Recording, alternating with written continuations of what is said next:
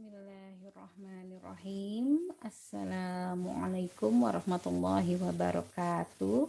Baik anak-anak, mari kita lanjutkan pelajaran SKI-nya ya. Silahkan dipersiapkan LKS dan dibuka halaman 4.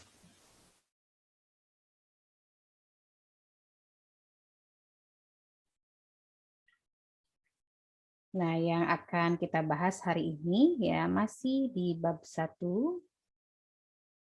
tentang masyarakat Arab sebelum Islam ya. Dan kondisi alam Jazirah Arab dan tradisi masyarakat Arab. Silakan anak-anak sekarang dibuka buku paketnya halaman 4. Ya, pertumbuhan Mekah. Awalnya Mekah adalah tanah yang tandus, ya, tidak ada air, tidak ada tumbuh-tumbuhan. Tetapi semua itu berubah sejak kedatangan Nabi Ibrahim alaihissalam. Nabi Ibrahim alaihissalam adalah orang yang pertama kali datang ke Mekah.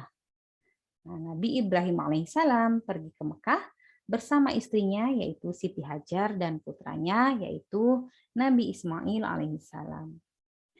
Nah, ketika itu Allah memerintahkan Nabi Ibrahim alaihissalam untuk meninggalkan anak dan istrinya di Mekah. Ya, dan Nabi Ibrahim pun menaati perintah Allah dan berdoa kepada Allah agar menjadikan tempat itu aman dan makmur. Siti Hajar dan Nabi Ismail alaihissalam ya, hidup di Mekah. Nah, lama-kelamaan persediaan air mereka habis. Nah, pada waktu itu Nabi Ismail alaihissalam masih balita ya. Nah, ia menangis karena kehausan dan menghentakkan atau menendang-nendang kakinya ke tanah ya. Nah, dari tanah yang dihentak-hentakan atau ditendang-tendang oleh kaki Nabi Ismail alaihissalam keluarlah air ya, yang dinamakan air Zam-Zam. Zam-Zam itu artinya mengumpullah, mengumpullah. Nah, ketika air keluar dari tanah, ya, kabilah Jurhum melintas. Ya, kabilah Jurhum yang berasal dari Yaman melintas, lewat. Ya, kabilah itu adalah suku. Ya, dan Siti Hajar mengizinkan mereka untuk tinggal di tempat itu. Nah, Ismail atau Nabi Ismail tumbuh di tengah orang-orang Yaman tersebut. Ya, ia pun belajar bahasa Arab. Ya, adapun Nabi Ibrahim hanya datang menjenguk pada saat waktu tertentu saja. Nah, ketika Nabi Ibrahim alaihissalam mendapatkan wahyu, ya, yaitu untuk menyembelih Nabi Ismail alaihissalam, ya, namun tidak jadi disembelih karena Allah menggantikannya dengan domba. Ya, akhirnya Nabi Ibrahim terhalus dari ujian yang diberikan oleh Allah kepadanya, ya, dan peristiwa ini menjadi syariat dalam Islam yang dilakukan setiap hari raya Idul Adha. Nah, selanjutnya, setelah Nabi Ismail tumbuh dewasa, ya, Nabi Ibrahim alaihissalam dan Nabi Ismail alaihissalam diperintahkan oleh Allah untuk mendirikan rumah suci, yaitu Ka'bah.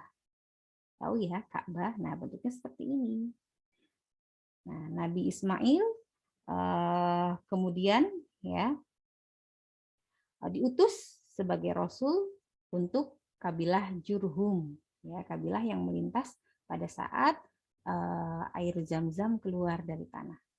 Ya, diutus sebagai rasul untuk kabilah Jurhum dan orang-orang di sekitar Mekah. Ini dijelaskan dalam firman Allah Subhanahu wa taala yaitu Quran surah Al-Baqarah ayat 127 sampai 128 ya, ada di halaman 5.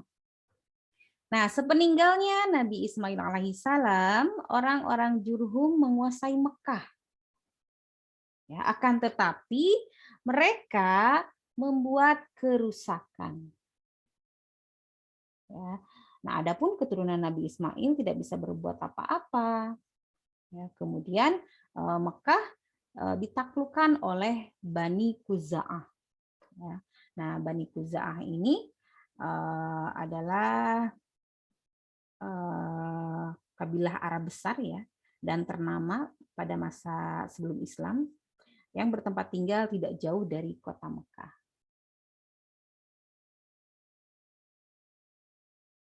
Nah, selanjutnya, pada masa pemerintahan Bani Khuza'ah, orang-orang mulai menyembah berhala. Berhala itu patung ya. Nah, pemujaan ini pertama kali dilakukan oleh Amr bin Luhai. Dia membawa berhala dari negeri Balka di Syam. Penyembahan ini pun diikuti oleh penduduk Mekah. Ya. Selanjutnya,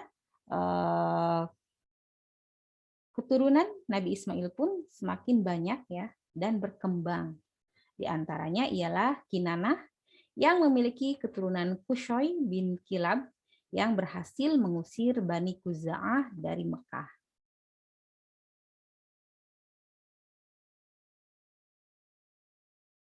Nah, kita lanjut ke nomor 2 ya, halaman 6, nenek moyang bangsa Arab. Jadi bangsa Arab ini dihuni oleh beberapa suku ya.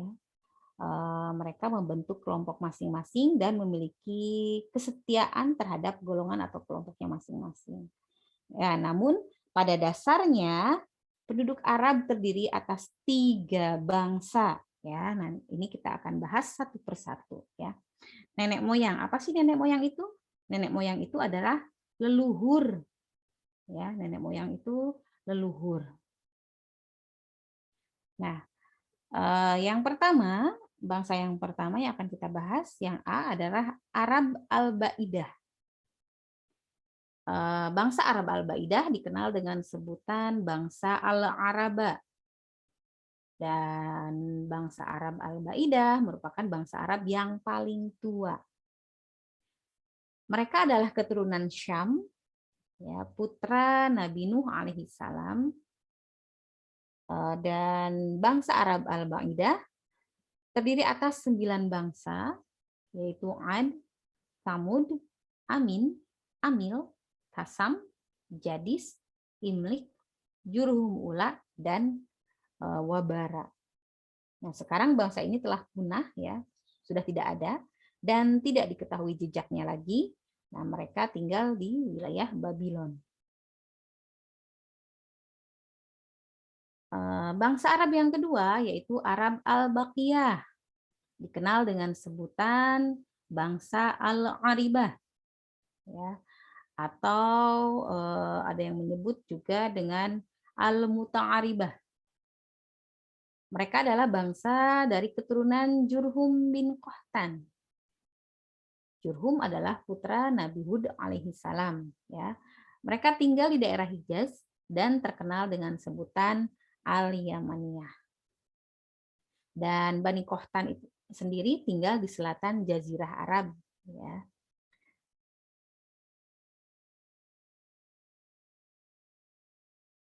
Nah, selanjutnya bangsa Arab yang ketiga ada Arab Al-Musta'ribah, ya, atau disebut juga dengan bangsa Arab pendatang.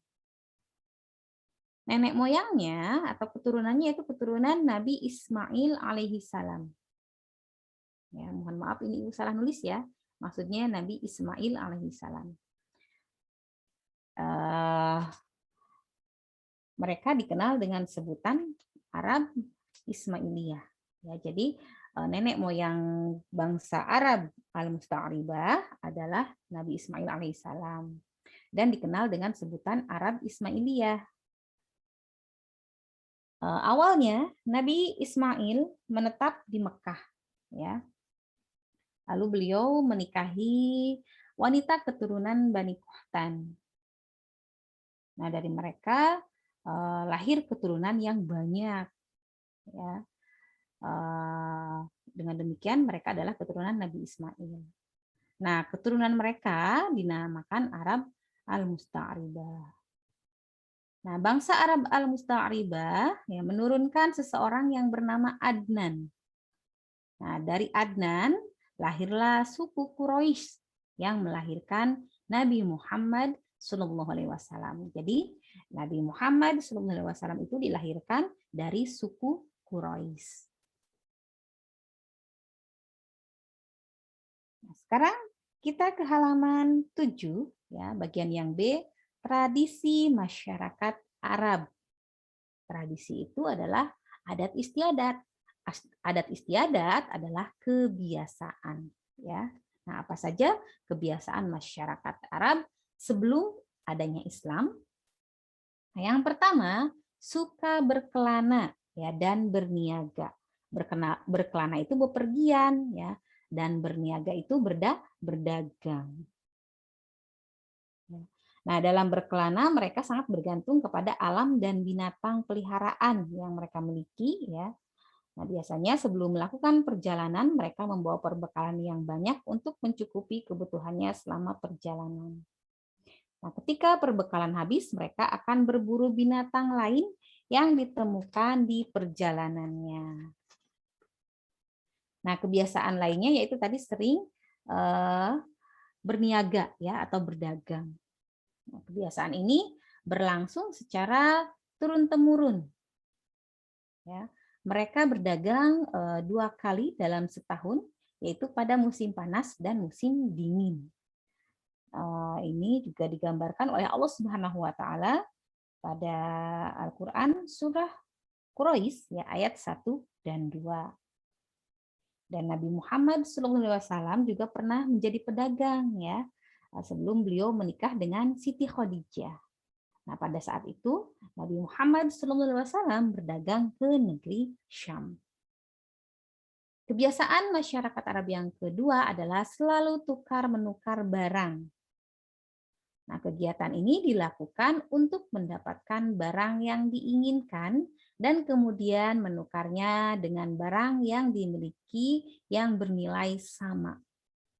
Ya, selalu tukar-menukar barang atau disebut juga barter, ya.